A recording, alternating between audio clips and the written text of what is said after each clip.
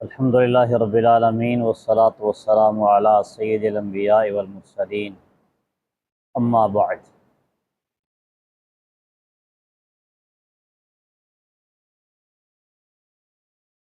خوارج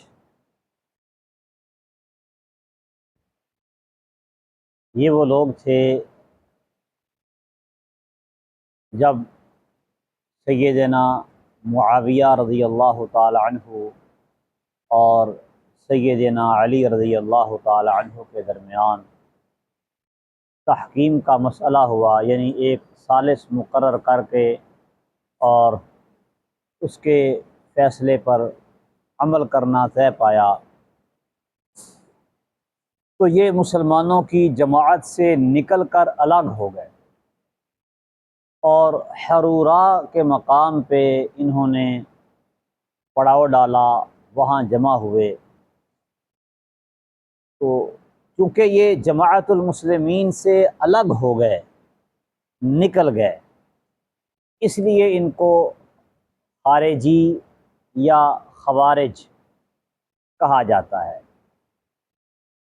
ایسے ہی نبی کریم صلی اللہ علیہ وسلم کا فرمان ان کے متعلق پیش گوئی کرتے ہوئے یہ تھا کہ یمرقون من الدین مروق السہم من الرمیہ، یہ دین سے ایسے نکل جائیں گے جیسے تیر شکار سے پار گزر جاتا ہے۔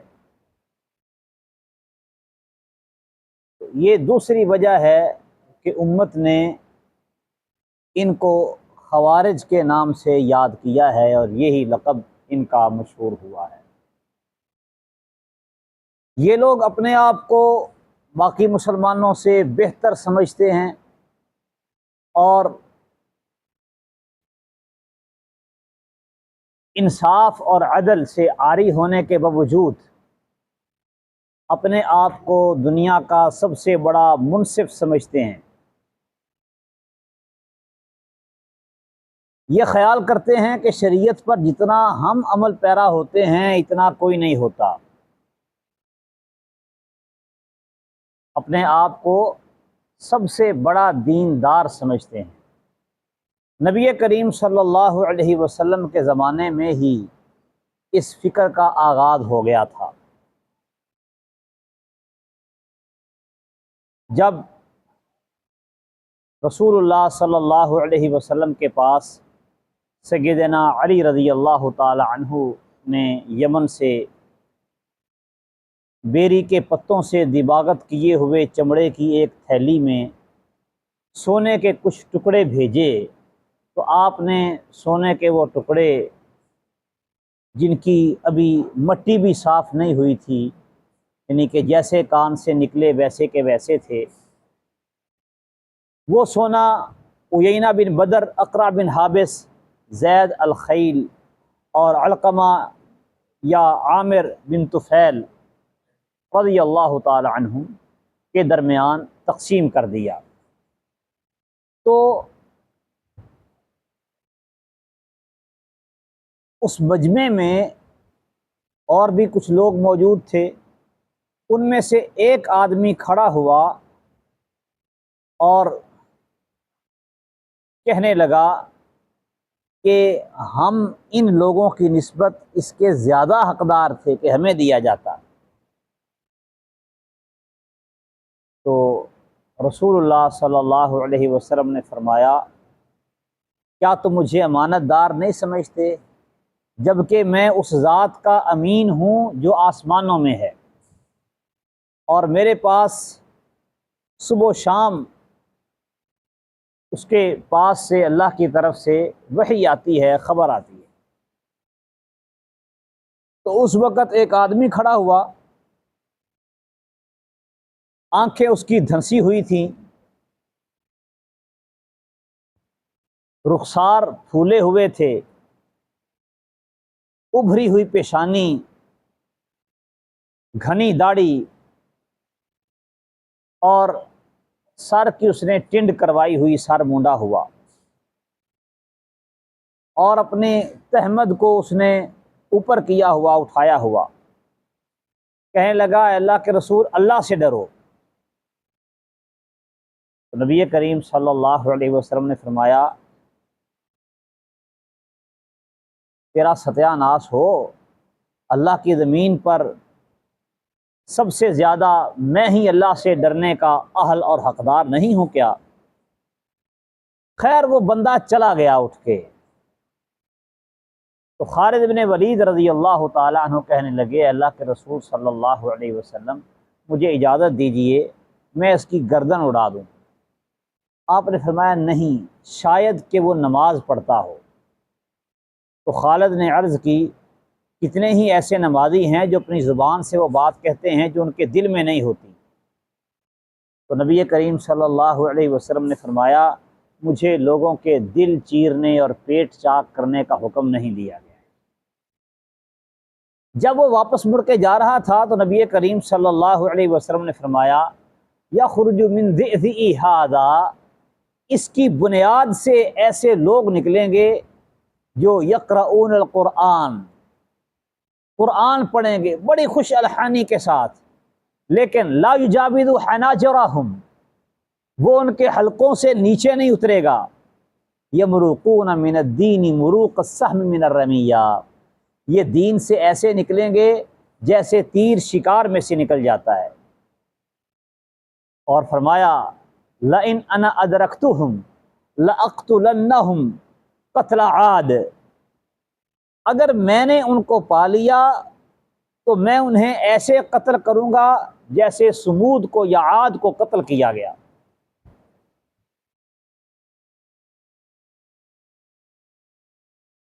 یہ جس نے خود کو نبی کریم صلی اللہ علیہ وسلم سے بھڑ کے نیک، عادل اور داناؤ عقل مند سمجھا، یہ خوارج کی بنیاد تھی۔ نبی کریم صلی اللہ علیہ وسلم نے خوارج کی کئی ایک علامات بھی ذکر کی ہیں۔ سیدنا علی رضی اللہ تعالی عنہ نے ان سے قتال کیا اور جو اولین گروہ تھا خوارج کا ان کو تہہ تیغ کیا، ختم کیا۔ خوارج کے فتنے سے بچانے کے لیے امت کو رسول اللہ صلی اللہ علیہ وسلم نے کئی پیش گوئیاں کی، ان کی کئی علامات بتائیں۔ فرمایا یخرج ناس من قبل المشرق، یہ لوگ مشرق کی جانب سے نکلیں گے۔ مشرق سے مراد جغرافیائی مشرق نہیں، اصطلاحی مشرق ہے عراق۔ جس طرح آج ہم اہل مغرب کہتے ہیں، اہل مغرب سے مراد ہمارے مخصوص اہل مغرب ہیں، وگرنہ ہمارے مغرب میں تو بہت سارے ممالک ہیں، اسلامی ملک بھی ہیں ہمارے مغرب کی جانب۔ ہم یعنی کہ نماز پڑھتے ہیں تو رخ ہمارا مغرب کی طرف ہی ہوتا ہے، مغرب کی طرف ہمارے تو بیت اللہ بھی ہے جو کہ مسلمانوں کا مرکز ہے، لیکن لفظ مغرب ہم بطور اصطلاح بولتے ہیں اور اس سے مراد اہل یورپ ہوتے ہیں۔ تو اسی طرح وہاں اس وقت اہل مشرق کی ایک اصطلاح تھی، اس سے مراد مدینے کی جغرافیائی مشرق نہیں بلکہ عراق کا علاقہ تھا جس کو بطور اصطلاح اس وقت مشرق کہا جاتا تھا۔ فرمایا یہ لوگ مشرق کی طرف سے نکلیں گے، اور فرمایا یأتی فی آخر الزمان قوم، زمانے کے آخر میں ایسی قوم آئے گی۔ یہاں زمانے کے آخر سے مراد خلافت علی منہاج النبوہ کا آخری دور بھی مراد لیا جا سکتا ہے، کیونکہ حدیث میں اس کی گنجائش ہے، اور اس سے مراد دنیا کے اختتام کو بھی لیا جا سکتا ہے، لیکن اس کا ظاہر اور قریب معنی جو ہے وہ یہی ہے، یعنی کہ خلافت علی منہاج النبوہ کا جو آخری دور ہوگا اس وقت یہ نکلیں گے۔ اور سیدنا علی رضی اللہ تعالی عنہ کا دور وہ دور تھا جس میں یہ لوگ ظاہر ہوئے تھے۔ اور فرمایا وَلَا يَزَالُونَ يَخْرُجُونَ حَتَّى يَخْرُجُ آخِرُهُمْ مَعَ الْمَسِيحِ الدَّجَّالِ، یہ نکلنا شروع ہوں گے، ان کا ظہور ہونا شروع ہوگا اور یہ مسلسل نکلتے رہیں گے حتیٰ کہ ان کا آخری بندہ مسیح دجال کے ساتھ نکلے گا، یعنی مسیح دجال کے ساتھ یہ لوگ خوارج جو ہیں یہ شامل ہوں گے۔ بعض لوگ یہ سمجھتے ہیں کہ سیدنا علی رضی اللہ تعالی عنہ نے فتنہ خارجیت کا خاتمہ کر دیا تھا، خوارج قتل ہو گئے تھے اور اس کے بعد اب خارجیت ختم ہو گئی۔ نہیں، نبی کریم صلی اللہ علیہ وسلم کی پیش گوئی کے مطابق لا یزالون یخرجون، مسیح دجال تک نکلتے رہیں گے اور ان کا آخری فرد جو ہے وہ دجال کے ساتھ مل کے مسلمانوں کے خلاف لڑے گا۔ اب بھی خوارج کی حالت یہی ہے، آپ دیکھیں موجودہ خوارج جو ہیں یہ کفار کے ساتھ مل کے مسلمانوں کے خلاف لڑتے ہیں۔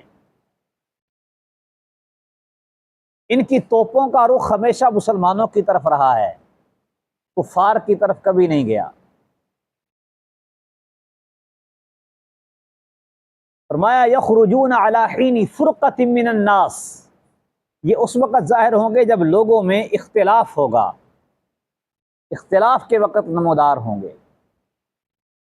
اس وقت بھی سیدنا علی رضی اللہ تعالی عنہ اور سیدنا معاویہ رضی اللہ تعالی عنہ کے مابین اختلاف تھا، ان لوگوں کا ظہور ہوا۔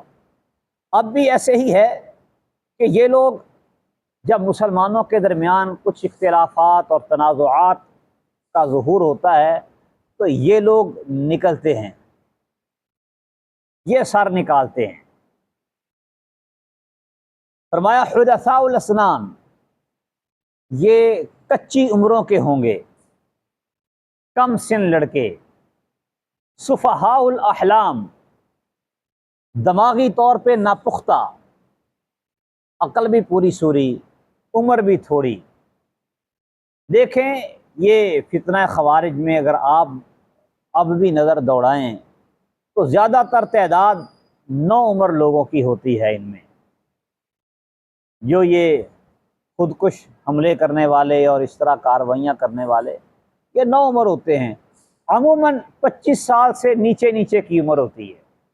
حدثاء الاسنان، سفہاء الاحلام۔ البتہ یہ ضرور ہے کہ ان میں اکا دکا کوئی معمر افراد، بڑی عمر کے لوگ بھی ان میں شامل ہوتے ہیں، اس وقت بھی تھے، اب بھی ہوتے ہیں، لیکن زیادہ تعداد ان کی یہ ایسے ہی لوگوں کی ہوتی ہے۔ اور للاکثر حکم الکل، یہ سب پہ یہ حکم لگایا ہے۔ یقرؤون القرآن یحسبون انہ لہم وہو علیہم، یہ قرآن پڑھیں گے اور سمجھیں گے کہ یہ قرآن ان کے حق میں ہے، حالانکہ قرآن ان کے خلاف ہوگا۔ اپنے حق میں قرآن مجید کے دلائل پیش کرتے ہیں، جبکہ وہی آیات جو یہ اپنے حق میں پیش کر رہے ہوتے ہیں ان کے موقف کے خلاف ہوتی ہیں، کیونکہ قرآن کبھی کسی باطل کی تائید نہیں کرتا۔ لا یأتیہ الباطل من بین یدیہ ولا من خلفہ تنزیل من حکیم حمید، یہ قرآن کا وصف ہے کہ باطل نہ اس کے آگے سے آ سکتا ہے نہ پیچھے سے، یہ حکیم و حمید کی طرف سے نازل کردہ ہے۔ کوئی بھی باطل پرست اپنے باطل موقف کو قرآن سے ثابت نہیں کر سکتا۔ اس طرح میں نے آپ کو صبح ایک مثال دی تھی کہ کلوا مما ذکر اسم اللہ علیہ، اس سے یہ بدعتی لوگ ختم ثابت کرتے ہیں کہ قرآن بھی تو اللہ کا ذکر ہے، اللہ نے کہا ہے اللہ کا ذکر جس پہ کیا جائے اس کو کھاتے کیوں نہیں؟ اگر الفاظ پہ غور کیا جائے تو ان کا دعویٰ ٹوٹ جاتا ہے، کیونکہ اللہ نے یہ نہیں کہا کہ جس پر اللہ کا ذکر کیا جائے اس کو کھاؤ، بلکہ کیا فرمایا ہے جس پہ اللہ کا نام ذکر کیا جائے۔ ذکر اللہ الگ چیز ہے اور اسم اللہ کا ذکر ہونا الگ چیز ہے۔ اللہ کا نام ذکر ہونا کیا ہے کہ ذبیحے کو ذبح کرتے وقت بسم اللہ پڑھ کے ذبح کیا جائے، اسم اللہ پڑھا جائے۔ یعنی کہ جو بھی دلیل باطل پرست لوگ دیتے ہیں، چاہے کیسا بھی باطل ہو، اگر غور کیا جائے تو وہ دلیل انہی کے خلاف ہوتی ہے، ان کے حق میں کبھی نہیں ہوتی۔ یدعون الی کتاب اللہ ولیس منہ فی شیء، لوگوں کو کتاب اللہ کی طرف بلائیں گے جبکہ کتاب اللہ کے ساتھ ان کا کوئی تعلق نہیں ہوگا۔ لوگوں کو قرآن پڑھ پڑھ کے اپنے موقف کی تائید کر کے اور بلاتے ہیں کہ ہمارے ساتھ شامل ہو جاؤ، لیکن حقیقت میں وہ آیات ان کے خلاف ہوتی ہیں۔ پہلے خوارج نے بھی کہا تھا ان الحکم الا للہ، یہ کہہ کر جدا ہوئے تھے نا وہ۔ یہ کیا ہے؟ کلمۃ حق ارید بها الباطل۔ ان الحکم الا للہ کا یہ مطلب تو نہیں ہے کہ آپ کسی کو منصف اور قاضی اور جج مقرر نہیں کر سکتے، یہ معنی تو نہیں ہے، کیونکہ اللہ نے خود قرآن میں منصف بنانے کا حکم دیا ہے، فَبَعَثُوا حَكَمًا مِّنْ أَهْلِهِ وَحَكَمًا مِّنْ أَهْلِهَا۔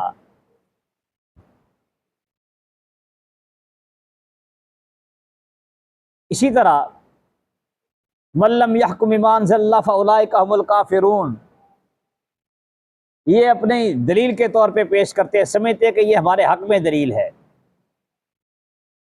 اور اسی طرح کے نعرے لگاتے ہیں رب کی دھرتی، رب کا نظام، شریعت کا نفاذ، شریعت یا شہادت، اس طرح کے خوشنما نعرے لگاتے ہیں، حالانکہ لیسوا منہ فی شیء، ان کا اس کے ساتھ دور دور کا کوئی تعلق بھی نہیں ہے۔ یقرؤون القرآن لا یجاوز حلوقہم، قرآن پڑھیں گے جو ان کے حلق سے نہیں اترے گا، اور ایک روایت میں آتا ہے لا یجاوز تراقیہم، قرآن پڑھیں گے وہ ان کے حلق سے تجاوز نہیں کرے گا۔ یعنی ظاہری طور پر تو وہ لوگوں کو قرآن کی طرف بلائیں گے، قرآن کی دعوت دیں گے، لیکن حقیقت یہ ہے کہ قرآن کے احکامات کو وہ قبول کرنے والے نہیں ہوں گے، بلکہ اسے مفر اختیار کریں گے، بھاگیں گے۔ یقولون من خیر قول البریہ، باتیں بڑی اعلیٰ کریں گے، بڑی اچھی باتیں کہیں گے۔ یقولون من خیر قول البریہ، دعوے ان کے سب سے اعلیٰ، دعووں کی بلندی آسمانوں کو چھوتی ہے، نعرے بڑے خوشنما لگاتے ہیں، شریعت کے نفاذ کی بات کرتے ہیں، خلافت کے قیام کی بات کرتے ہیں۔ یقولون من خیر قول البریہ، لیکن حقیقت میں وہ ایسا کچھ کرنے والے نہیں ہوتے، وہ خلافت اور شریعت کا نعرہ لگا کے اصل میں چاہتے ہیں کہ اقتدار ہمارے ہاتھ میں دے دو، کیونکہ خلافت ایسے قائم نہیں ہوتی۔ خلافت کو قائم کرنے کا تو ایک طریقہ اللہ نے خود بتایا ہے، وعد اللہ الذین آمنوا منکم وعملوا الصالحات لَيَسْتَخْلِفَنَّهُمْ فِي الْأَرْضِ كَمَا اسْتَخْلَفَ الَّذِينَ مِنْ قَبْلِهِمْ وَلَيُمَكِّنَنَّ لَهُمْ دِينَهُمُ الَّذِي ارْتَضَىٰ لَهُمْ وَلَيُبَدِّلَنَّهُمْ مِنْ بَعْدِ خَوْفِهِمْ أَمْنًا يَعْبُدُونَنِي لَا يُشْرِكُونَ بِي شَيْئًا۔ اللہ کا وعدہ ہے خلافت بھی ملے گی اور امن بھی قائم ہوگا، اور اس کے ساتھ دین بھی غالب آئے گا۔ یہ تین کام ہوں گے، لَيَسْتَخْلِفَنَّهُمْ فِي الْأَرْضِ كَمَا اسْتَخْلَفَ الَّذِينَ مِنْ قَبْلِهِمْ، قیام خلافت، وَلَيُمَكِّنَنَّ لَهُمْ دِينَهُمُ الَّذِي ارْتَضَىٰ لَهُمْ، غلبہ دین، اور وَلَيُبَدِّلَنَّهُمْ مِنْ بَعْدِ خَوْفِهِمْ أَمْنًا، استحکام امن۔ یہ تین انعام ملیں گے، شرط کیا ہے؟ ملیں گے کن کو؟ آمنوا وعملوا الصالحات، ایمان اور عمل صالح کرنے والوں کو۔ یعنی کہ خلافت قائم کرنے کا طریقہ کیا ہے کہ آپ ایمان اور عمل صالح پہ قائم معاشرہ پیدا کریں۔ جب معاشرہ ایسا بن جائے گا جہاں لوگ ایمان اور عمل صالح پہ قائم ہوں گے تو وہاں خلافت آ جائے گی۔ نبی کریم صلی اللہ علیہ وسلم نے مدینے میں جو نظام قائم کیا اسلامی، تو اس کے پیچھے آپ نے کیا کیا تھا، کیا محنت تھی؟ صرف ایک معاشرہ کھڑا کیا تھا جو توحید پر مضبوطی سے قائم تھا اور عمل صالح کرنے والے لوگ تھے۔ وعد اللہ الذین آمنوا منکم وعملوا الصالحات، ایمان اور عمل صالح کرو گے تو اللہ کا وعدہ کیا ہے؟ لَيَسْتَخْلِفَنَّهُمْ فِي الْأَرْضِ كَمَا اسْتَخْلَفَ الَّذِينَ مِنْ قَبْلِهِمْ، جیسے پہلے لوگوں کو زمین کا جانشین بنایا تھا ویسے انہیں بھی بنائے گا، خلافت انہیں عطا ہوگی۔ وَلَيُمَكِّنَنَّ لَهُمْ دِينَهُمُ الَّذِي ارْتَضَىٰ لَهُمْ، جو دین اللہ نے ان کے لیے پسند کیا ہے اس دین کو اللہ غالب کر دے گا۔ وَلَيُبَدِّلَنَّهُم مِّن بَعْدِ خَوْفِهِمْ أَمْنًا، اور جو دہشت اور خوف کی فضا قائم ہو چکی ہے اس کو ختم کر کے اللہ تعالیٰ امن قائم کر دے گا۔ جتنی بھی تنظیمیں اور تحریکیں خلافت کے نام پہ اٹھتی ہیں، کوئی کسی طریقے سے زور لگاتا ہے، کوئی کسی طریقے سے زور لگاتا ہے، اور کوشش سب کی کیا ہوتی ہے؟ ہمارے ہاتھ میں حکومت آ جائے، ہم حکمران بنیں گے۔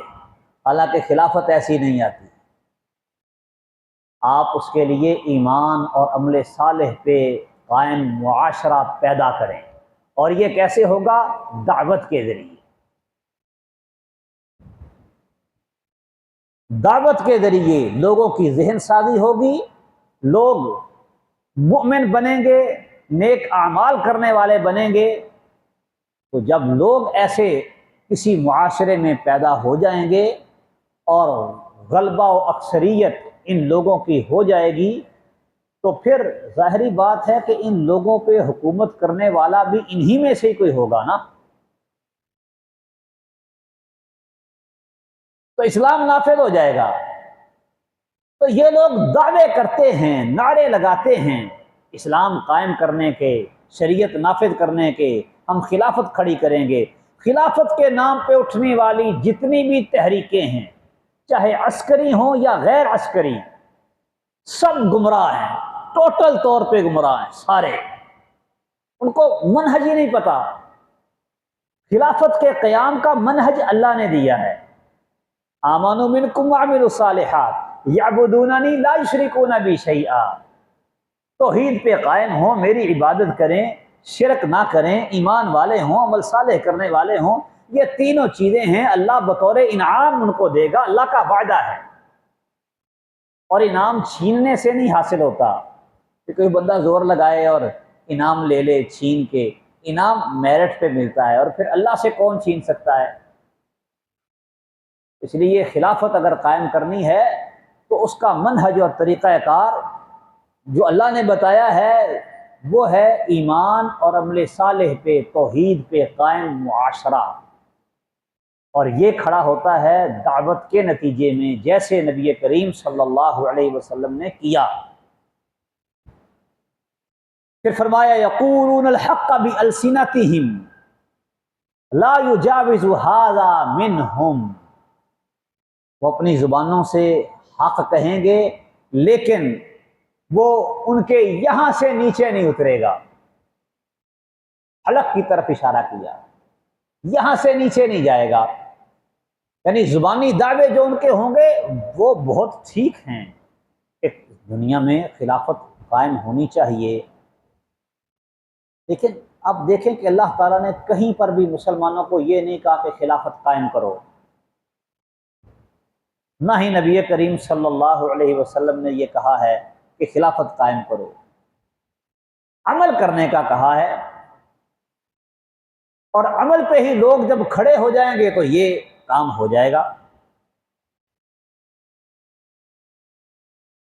اسی طرح فرمایا لا یجاوز ایمانہم حناجرہم، ان کا ایمان ان کے حلقوں سے نیچے نہیں اترے گا۔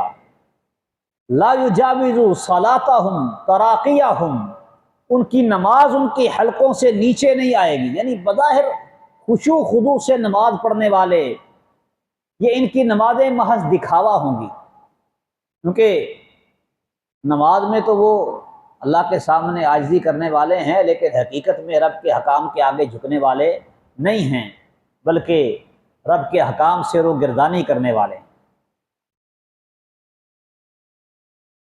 اور پھر یہ اپنے آپ میں ایسا خشوع ظاہر کرتے ہیں جیسا خشوع رسول اللہ صلی اللہ علیہ وسلم میں بھی نہیں تھا۔ اب خشوع خضوع تضرع عاجزی نبی کریم صلی اللہ علیہ وسلم کی نماز میں کیا تھی؟ فی صدرہ عزیز کعزیز المرجل من البکا، دھاڑے مار مار کے رونا یہ تو نبی کا طریقہ نہیں ہے، اور یہ نمازوں میں روتے ہیں بڑے اونچی اونچی دھاڑے مار مار کے۔ اب بندہ پوچھے جو نماز میں یوں چیخ چیخ کے روتا ہی رہے گا تو اس نے نماز کے الفاظ کب ادا کرنے ہیں؟ یعنی کہ نبی کریم صلی اللہ علیہ وسلم سے آگے بڑھنے کی کوشش کرتے ہیں۔ لا تقدموا بین یدی اللہ ورسولہ، اللہ رسول سے آگے بڑھنا کوئی تقویٰ نہیں ہے۔ اور فرمایا یخرج قوم من امتی یقرؤون القرآن، میری امت میں سے قوم نکلے گی وہ قرآن پڑھیں گے۔ لیس قراءتکم الی قراءتہم بشیء، تمہارا قرآن پڑھنا ان کے مقابلے میں کچھ بھی نہیں، وہ ایسا قرآن پڑھیں گے۔ ولا صلاتکم الی صلاتہم، اور نہ ہی تمہاری نمازیں ان کی نماز کے مقابلے میں بشیء کچھ حیثیت رکھتی ہیں، یعنی ظاہری طور پر ان کی تلاوت، بظاہری طور پر ان کی نماز تمہاری تلاوت اور نماز سے کہیں بہتر، ان کا روزہ تمہارے روزے سے کہیں بہتر ہوگا۔ اور فرمایا تحقیرون صلاتکم مع صلاتہم، تم اپنی نمازوں کو ان کی نمازوں کے مقابلے میں حقیر جانو گے۔ وصیامکم مع صیامہم، اپنے روزوں کو ان کے روزوں کے مقابلے میں حقیر سمجھو گے۔ وعملکم مع عملہم، اور ان کے عمل کو اپنے اعمال کے مقابلے میں تم حقیر جانو گے۔ یعنی ان کی تلاوت میں، ان کی نماز میں بظاہر ایسا خشوع ہوگا کہ اہل ایمان کو اپنی نمازیں، اپنی تلاوتیں، اپنے روزے، اپنے اعمال ان کے مقابلے میں حقیر محسوس ہوں گے۔ اس کا یہ مطلب نہیں ہے کہ مسلمان اب خشوع خضوع کے ساتھ عبادت ہی نہ کریں۔ خشوع خضوع یہ عبادت کا لازمی حصہ ہے، کہ جس قدر ہو اتنا ہی بہتر ہے، لیکن جو مطلوب خشوع خضوع ہے اسلام کا، یہ اس سے آگے بڑھ جائیں گے، اس حد کو، اس لمٹ کو کراس کر لیں گے۔ یہ ان کا عمل نبوی طریقے کے مطابق نہیں ہوگا۔ قوم یحسنون القیل ویسیئون الفعل، یہ ایسے لوگ ہوں گے جو باتیں تو بڑی اچھی کریں گے لیکن کرتوت ان کے برے ہوں گے۔ باتیں نفاذ شریعت کی، قیام خلافت کی، غلبہ اسلام کی، حدود اللہ کے نفاذ جیسے نعرے بڑے اچھے، بڑے اعلیٰ، لیکن اعمال انتہائی برے، دین میں مبالغہ آرائی، اور مسلمانوں کو مارنا اور کافروں کو چھوڑنا۔ یقتلون اہل الاسلام ویدعون اہل الاوثان، بت پرستوں کو نہیں ماریں گے، مسلمانوں کو ماریں گے۔ یہ جو خوارج ہمارے علاقے میں اٹھے تھے، ان کا بھی یہی کام تھا، اب بھی یہی ہے بلوچستان میں، پہلے وزیرستان میں تھا، اب بلوچستان میں۔ یہ اہل اوثان، بت پرستوں کو کچھ نہیں کہتے۔ تمہیں اتنا ہی لڑنے کا شوق ہے تو جاؤ بارڈر پار انڈیا سے لڑو، جا کے بت پرستوں سے، تمہارے جہاد کا شوق پورا ہو، نہیں، مسلمانوں کو ہی ماریں گے۔ یقتلون اہل الاسلام، اہل اسلام کو قتل کریں گے، ویدعون اہل الاوثان، بت پرستوں کو چھوڑ دیں گے۔ سیماہم التحلیق، ان کی نشانی ہے سر منڈانا. یہ سر منڈانے والے لوگ ہوں گے. سیدنا علی رضی اللہ تعالی عنہ کے دور میں جو خوارج تھے وہ سر منڈاتے تھے. تو گویا کہ یہ جو سر منڈانے کی نشانی ہے یہ اولین خوارج کے اعتبار سے ہے. اسی طرح فرمایا آیاتہم رجل اسود، ان کی نشانی یہ ہے کہ ان میں ایک کالا بندہ ہوگا سیاہ فام، احد عضدیہ مثل ثدی المرأة، اس کا ایک بازو کٹا ہوا ہوگا اور وہ ایسے ہوگا جیسے عورت کا پستان ہوتا ہے. اور یہ نشانی والا آدمی ان لوگوں میں تھا جن کے خلاف سیدنا علی رضی اللہ تعالی عنہ نے قتال کیا تھا. تلاش کیا گیا تو یہ لاشوں کا ایک جگہ ڈھیر پڑا ہوا تھا، اس کے نیچے سے یہ نکلا. اور یہ نشانیاں رکھنے والے خوارج، فرمایا ہم شر الخلق والخلیقہ، لوگوں اور مخلوقات کے یہ بدترین لوگ ہیں. من ابغض خلق اللہ الیہ، اللہ کی مخلوق میں یہ اللہ کو سب سے زیادہ ناپسندیدہ ہیں، کیونکہ یہ اللہ کے دین کے نام پر اللہ کے دین کو بدنام کرتے ہیں. ایک مومن کا قتل تو اللہ تعالیٰ کے نزدیک ساری دنیا کے ختم ہو جانے سے زیادہ ناپسندیدہ ہے، کیونکہ مومن کی عزت و حرمت اللہ کے ہاں کعبے کی عزت و حرمت سے بھی زیادہ ہے. قتل نفس بہت بڑا معاملہ ہے، اور خوارج جو ہیں یہ بے شمار مسلمانوں کے قاتل. یمرقون من الاسلام کما یمرق السهم من الرمیہ، یہ اسلام سے ایسے نکلیں گے جیسے تیر شکار میں سے پار گزر جاتا ہے. ایک روایت میں بڑی تفصیل آتی ہے کہ یہ دین سے ایسے نکلیں گے جیسے تیر شکار سے آر پار ہوتا ہے تو ينظر الى نسلہ فلا یوجد فیہ شیء ثم ينظر الى رصافہ فما یوجد علیہ شیء ثم ينظر الى نسلہ فلا یوجد فیہ شیء ثم ينظر الى قددہ فلا یوجد فیہ شیء قد سبق الفرس والدم. تیر اتنی تیزی سے شکار کے اندر سے گزرا کہ تیر کے آپ پھالے کو دیکھیں جو اگلا نوکدار حصہ ہوتا ہے اس پہ بھی کوئی نشان نہیں ہے خون کا. اور پھر وہ جو درمیان میں لکڑی ہوتی ہے اس کو دیکھیں، اس کے پیچھے جو پر ہوتے ہیں تیر کے اس کو دیکھیں. شکار کے جسم سے آر پار ہونے کے باوجود وہ اتنی تیزی سے گزرا، قد سبق الدم والفرث، گوبر اور خون سے گزر گیا اور اس پہ سے کچھ بھی تیر کے اوپر لگا ہی نہیں، ذرا بھی نشان نہیں. یہ ایسے دین سے نکل جائیں. یعنی ایک تیز رفتار تیر جانور کے جسم سے جب آر پار ہوتا ہے اتنی تیزی کے ساتھ کہ اس سے پہلے کہ جانور کے جسم کا خون یا گوبر اس تیر کو چھوئے وہ کراس کر جاتا ہے، جسم سے پار ہو جاتا ہے، اور شکار کا کوئی اثر اس تیر پر نہیں ہوتا. بالکل اسی طرح ان پر بھی دین کا کوئی اثر نہیں ہوگا.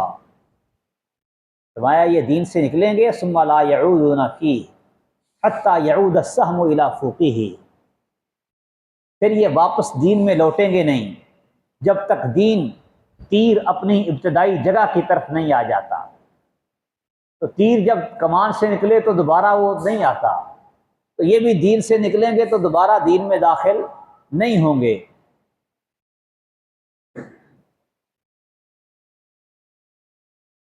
جو کچے خارجی ہوتے ہیں نا، کچے ناپختہ ذہن کے، وہ واپس آ جاتے ہیں. لیکن جو پکے ہو جائیں، جن کے دماغ خارجیت میں پختہ ہو جائے، وہ نہیں ٹھیک ہوتے، جو مرضی ہو جائے. فرمایا لئن انا ادرکتہم لاقتلنہم قتل عاد، اگر میں نے انہیں پایا تو ایسے قتل کروں گا جیسے قوم عاد کو قتل کیا گیا. تو لہذا فَإِذَا لَقِيتُمُوهُمْ فَاقْتُلُوهُمْ، تم جہاں کہیں بھی ان کو پاؤ انہیں قتل کرو. فَأَيْنَمَا لَقِيتُمُوهُمْ فَاقْتُلُوهُمْ، جب بھی جہاں بھی ملیں انہیں مار ڈالو. شر قتلى تحت عدیم السماء، یہ آسمان کی نیلگوں چھت کے نیچے سب سے برے مقتول ہیں. کلاب النار، جہنم کے کتے ہیں. ایک روایت میں آتا ہے کلاب اہل النار، جہنمیوں کے کتے ہیں.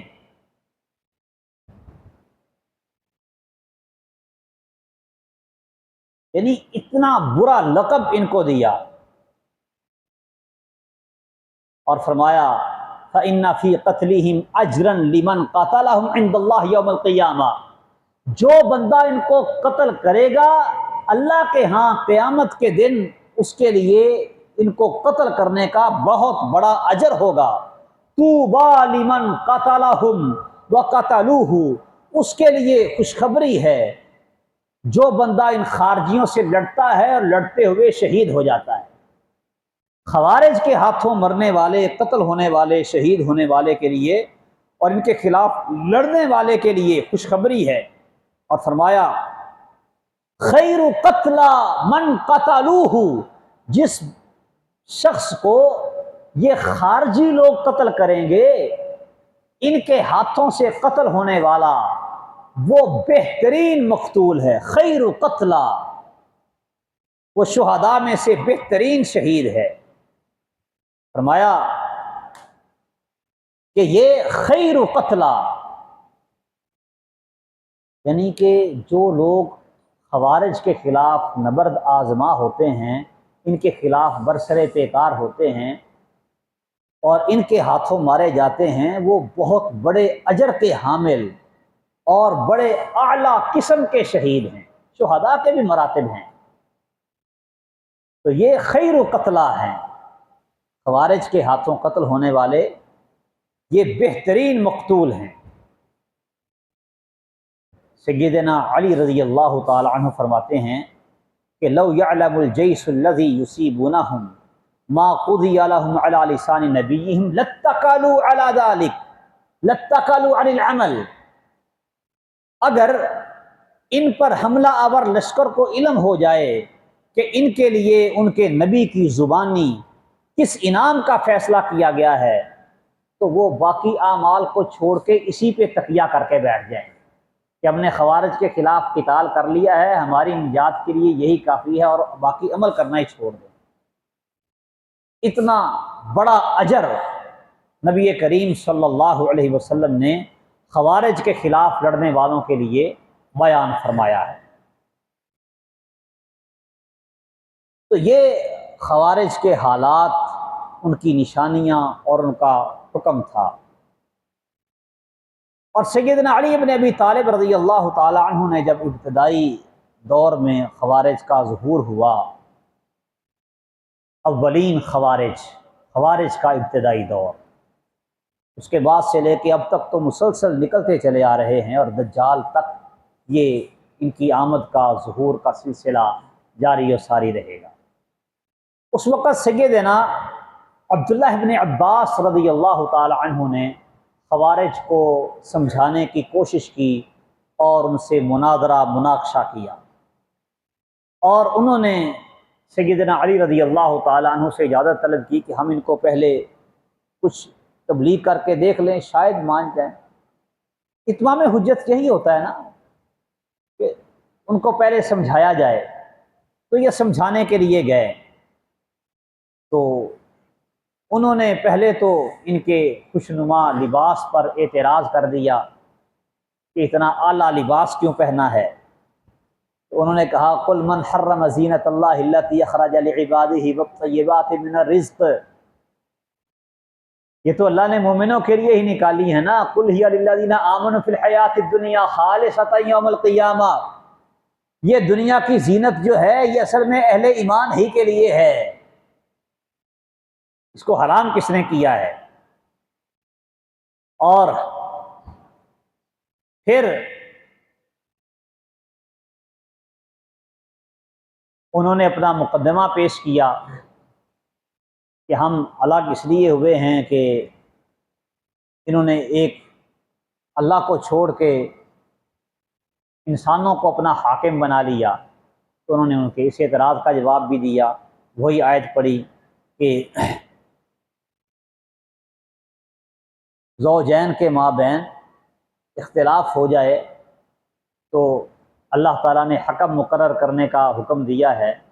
پھر اسی طرح اگر کوئی آدمی کسی جانور کو قتل کر دیتا ہے احرام کی حالت میں، تو اس کے لیے بھی حکم کیا ہے کہ ذوی عدل منکم، کوئی عادل دو بندے فیصلہ کریں کہ اس کی مالیت کیا ہے اور اس کا فدیہ کتنا دینا پڑے گا۔ تو مسلمانوں کا خون تو بہرحال شکار کے خون سے زیادہ عزیز تر ہے، اور پھر انہوں نے کہا کہ امیر المؤمنین کا لفظ نہیں لکھوایا معاہدے میں سیدنا علی رضی اللہ عنہ نے، اگر وہ امیر المؤمنین نہیں ہے تو پھر امیر الکافرین ہوئے ہیں۔ تو اس کا بھی انہوں نے جواب دیا کہ نبی کریم صلی اللہ علیہ وسلم نے بھی تو ایسا کیا تھا صلح حدیبیہ کے موقع پر، ایسا ہی کیا تھا نا۔ انہوں نے کہا تھا کہ اگر ہم رسول اللہ مانتے ہوتے تو تمہیں روکتے کیوں؟ آپ نے محمد ابن عبداللہ لکھوا دیا تھا۔ تو یہ جو ایسا تنزل ہوتا ہے اس کا معنی یہ نہیں ہوتا کہ اس کا مفہوم مخالف لازم ہو جائے گا۔ پھر کہنے لگے جی یہ جنگ میں جو لوگ گرفتار ہوتے ہیں انہیں غلام لونڈیاں کیوں نہیں بناتے؟ تو کہنے لگے کہ اگر انہوں نے مخالفین کو نہ قیدی بنایا ہے نہ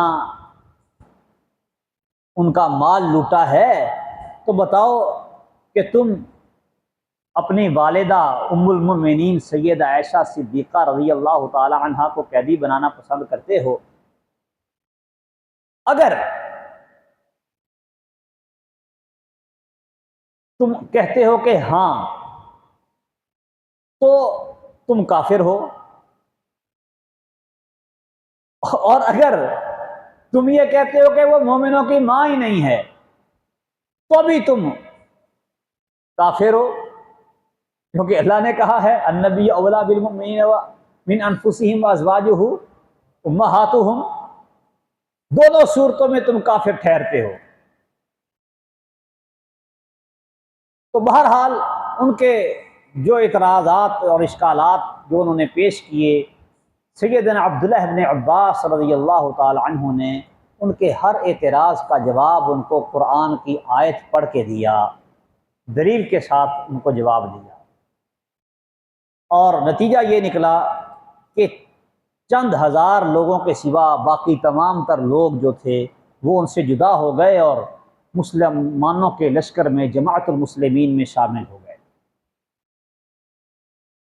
یہاں سیدنا ابن عباس رضی اللہ تعالیٰ عنہ کا جو مناظرہ تھا، اس کی ابتدا میں اس روایت کے شروع میں جو بات انہوں نے کہی تھی ان کے پاس جا کے، لوگ اس کو دلیل بناتے ہیں جئتکم من عند اصحاب رسول اللہ صلی اللہ علیہ وسلم ولیس فیکم منہم احد، کہ میں تمہارے پاس رسول اللہ صلی اللہ علیہ وسلم کے ساتھیوں کے پاس سے آیا ہوں اور تم میں کوئی ایسا نہیں ہے۔ اچھا، اس چیز کو دلیل بنا کے وہ کئی لوگ کہتے ہیں دیکھیں سیدنا عبداللہ بن عباس رضی اللہ تعالیٰ عنہ نے صحابہ کرام کے فہم کو ان کے آگے پیش کیا، حالانکہ ایسا نہیں کیا انہوں نے، بلکہ ان کو ان کی صرف حیثیت بتائی کہ تمہاری حیثیت کیا ہے اور جن کے خلاف تم کھڑے ہو ان کی حیثیت کیا ہے، جبکہ ان کے تمام تر اشکالات اور اعتراضات کا جواب انہوں نے کتاب و سنت سے دیا۔ یہ نہیں کہا کہ وہ تو صحابی ہیں تم صحابی نہیں ہو لہذا ان کی مان لو، نہیں، کتاب و سنت سے دلائل دے کے ان کا رد کیا۔ اس لیے اہل باطل کا رد کتاب و سنت کے دلائل سے ہی کیا جانا چاہیے، نہ کہ یہ کہ ہمارے سلف نے یہ کہا۔ اور سلف نے کیا کہا ہے؟ جو بھی کہا ہے وہ اپنی جگہ پہ، لیکن سلف کا کہا دلیل نہیں ہے، دلیل وحی الہی ہوتی ہے۔ سلف کا اگر کوئی قول ہے تو اس کے پیچھے جو دلیل تھی جس کی بنا پہ سلف نے وہ بات کہی، وہ دلیل تلاش کرو نا، اصل کام تو وہ ہے۔ کہ امتی کا قول دلیل نہیں ہوتا، دلیل وحی الہی ہوتی ہے۔ تو بہرحال یہ خوارج ہیں اور ان کے یہ حالات ہیں۔ تو یہ ذہن میں رکھیں کہ خوارج جو ہیں یہ بس اوقات مسلح جد و جہد کرنے والے ہوتے ہیں حکومتوں کے خلاف، اور کبھی ان کی بغاوت مسلح نہیں ہوتی۔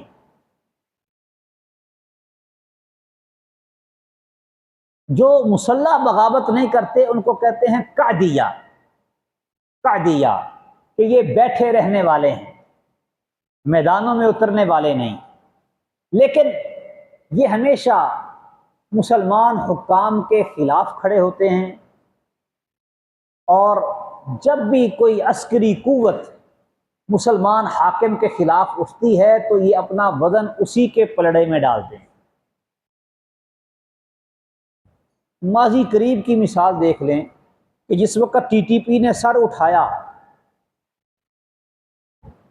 تو جتنے یہ خلافت کا نام لینے والے جماعتیے تھے، چاہے اسراری تھے یا مودودیے تھے، یہ سارے کے سارے ان کے ساتھ کھڑے ہو گئے تھے۔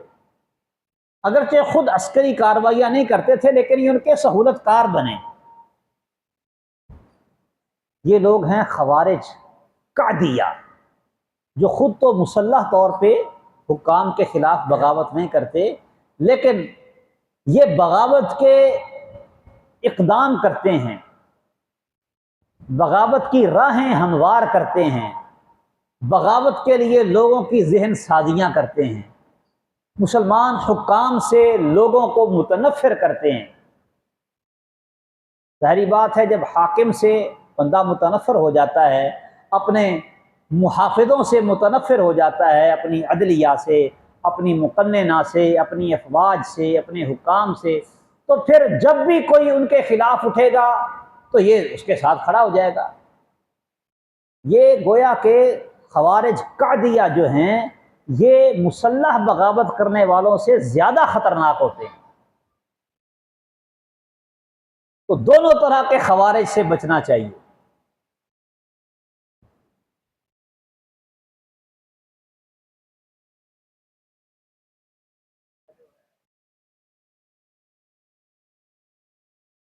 دیکھیں خوارج کا تعین تو اپنے آپ ہو جاتا ہے ان کے اعمال کو دیکھ کے، اس میں ان سب میں ایک بنیادی صفت پائی جاتی ہے جو سب کے اندر موجود ہوتی ہے، وہ ہوتی ہے حکومت کے خلاف اٹھنا، مسلمان حکام کے خلاف لڑنا یا ان کے خلاف نفرت و قدورت پیدا کرنا، یہ خوارج کا کام ہے۔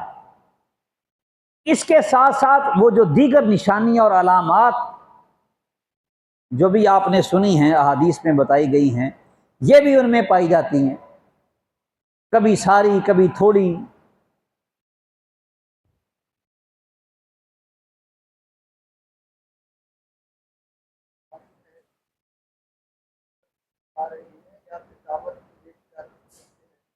نہیں، نسل در نسل تو نہیں ہیں، اصل در اصل ہیں کہ خوارج کی دعوت پھیلتی ہے اور ایک نظریہ پروان چڑھتا ہے اور پھر کام آگے بڑھ جاتا ہے۔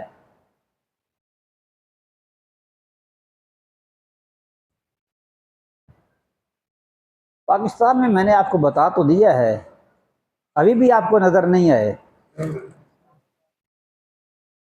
بتایا تو ہے کہ سراریے اور مودودیے یہ قعدی خوارج ہیں، اور جو مسلح بغاوت کرنے والے ہیں وہ بھی آپ کے سامنے اس طرح آج کل بلوچستان میں لگے ہوئے ہیں،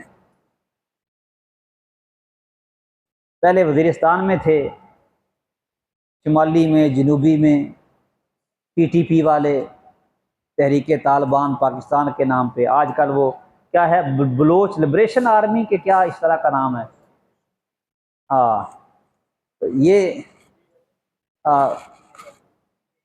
بی ایل اے، یہ خوارج ہیں، مسلمان حکام کے خلاف اٹھنے والے لوگ خارجی ہیں، باغی ہیں، اور ان کے بارے میں حکم ہے فَضْرِبُوا عُنُقَهُ كَائِنًا مَنْ كَانَ، مسلمان حاکم کے خلاف جو کھڑا ہوتا ہے اس کی گردن اڑاؤ۔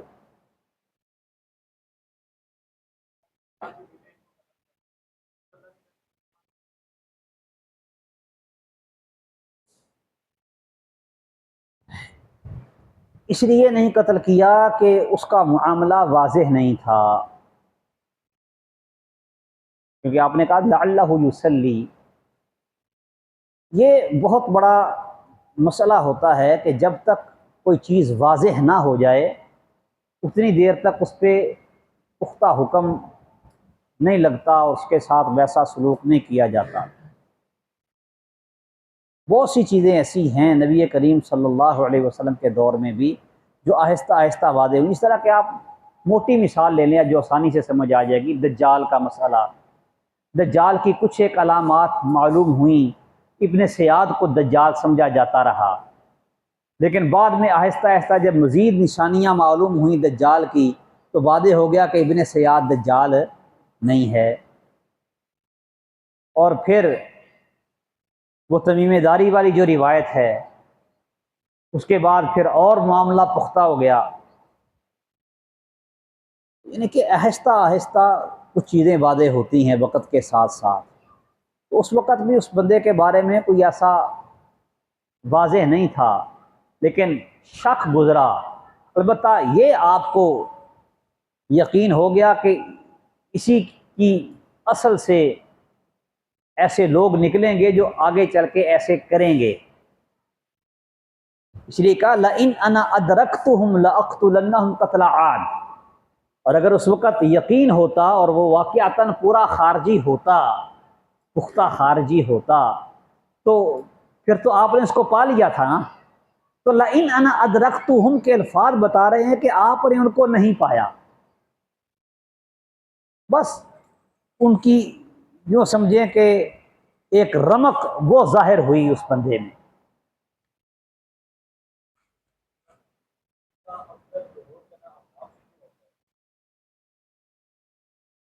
اس لیے کہ امام صاحب خارجی نظریات کے حامل تھے، وہ حاکم کے خلاف بغاوت کو جائز سمجھتے تھے، اس لیے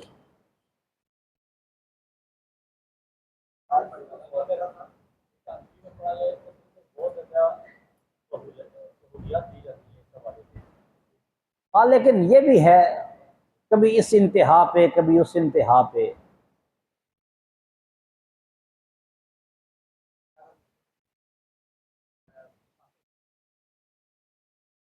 ہاں، کبیرہ گناہ کے مرتکب کو کافر سمجھنے والا کبھی خارجی ہوتا ہے اور کبھی خارجی نہیں ہوتا، وہ محض تکفیری ہوتا ہے۔ جو خارجی ہوتا ہے وہ تکفیری لازمی ہوتا ہے، یعنی کہ یوں سمجھے کہ خارجی تکفیری سے اگلا سٹیپ ہے۔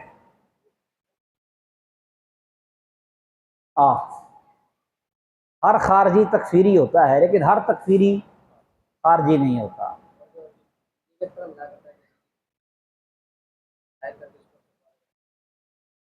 یہ تو غلط بات ہے نا۔ نہیں، یہ خوارج اصل میں وہ ہوتے ہیں جو مسلمانوں کے جماعت سے الگ ہو جائیں اور ان کے خلاف بغاوت کریں کسی بھی انداز کی۔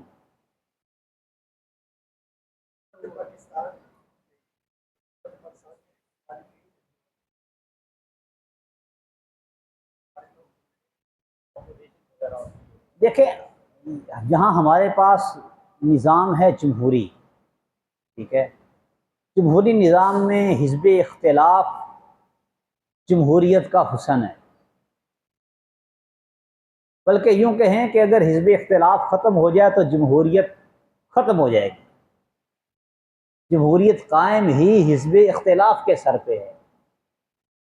ایک ہے جمہوری اختلاف، حزب اختلاف کا طریقہ کار اور اس کی تنقید اور نقد ایک دائرے میں رہتے ہوئے، آئین کے دائرے میں رہتے ہوئے۔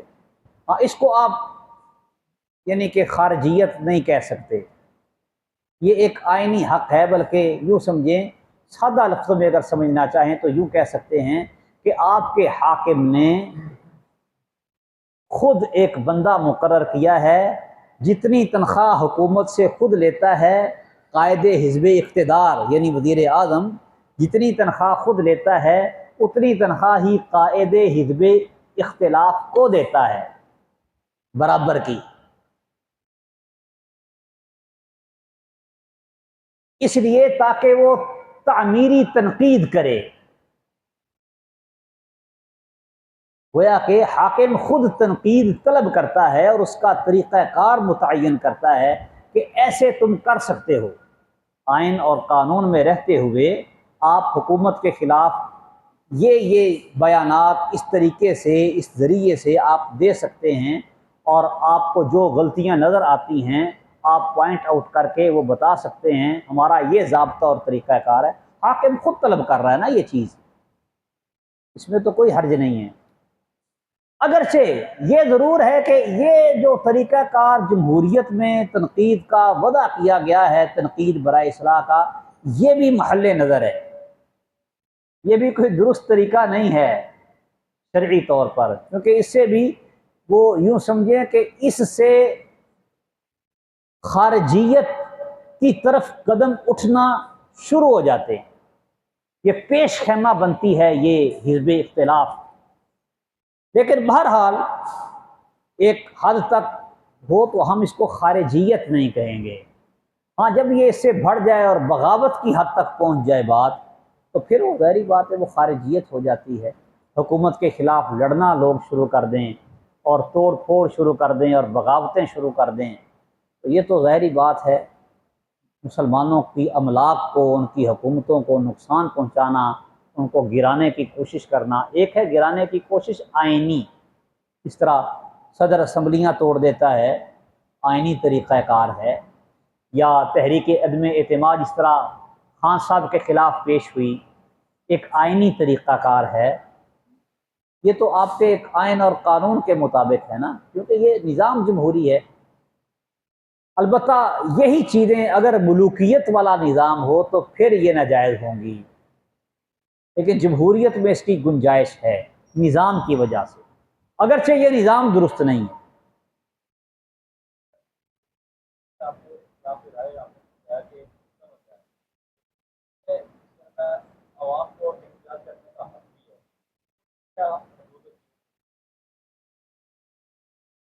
یہ ہمارے موضوع سے خارج بات ہے، ویسے اس کی حدود و قیود یہ ہوتی ہیں کہ آپ یعنی کہ کسی جگہ پہ اکٹھے ہو کے بیٹھ جائیں، پریس کانفرنس کریں، آپ کوئی یعنی کہ ریلی، کوئی جلوس وغیرہ، کوئی لانگ مارچ اس طرح کا کام کریں، لیکن اس کے ساتھ ساتھ چونکہ آپ مسلمان بھی ہیں تو آپ کو پابندی کرنی پڑے گی اسلامی احکامات کی بھی، کہ اس میں مسافروں کو، راہ گزر لوگوں کو، راہ گیروں کو کوئی نقصان تکلیف نہ ہو، راستے بند نہ ہو، شور و غل نہ ہو، ولا صخابا فی الاسواق، امن و امان اور پرسکون طریقہ اختیار کریں۔ آپ نے صرف اپنا احتجاج ریکارڈ کروانا ہے نا بس، حکومت کے چلتے ہوئے سسٹم کو روکنا نہیں ہے آپ نے، اور اگر آپ سسٹم کو روکیں گے تو یہ غلط ہو جائے گا، کیونکہ سسٹم کو روکنے سے عامت الناس کا نقصان ہوتا ہے، حکام کو اثر ہو نہ ہو لوگوں کو اثر ہو جاتا ہے۔ جو شرعی حدود و قیود ہیں ان کی پابندی کر، اس طرح نبی کریم صلی اللہ علیہ وسلم نے اس آدمی کو مشورہ دیا تھا کہ اپنے گھر کا سامان باہر نکال کے رکھ دو۔ احتجاج کا طریقہ ہے پرامن احتجاج، ٹھیک ہے،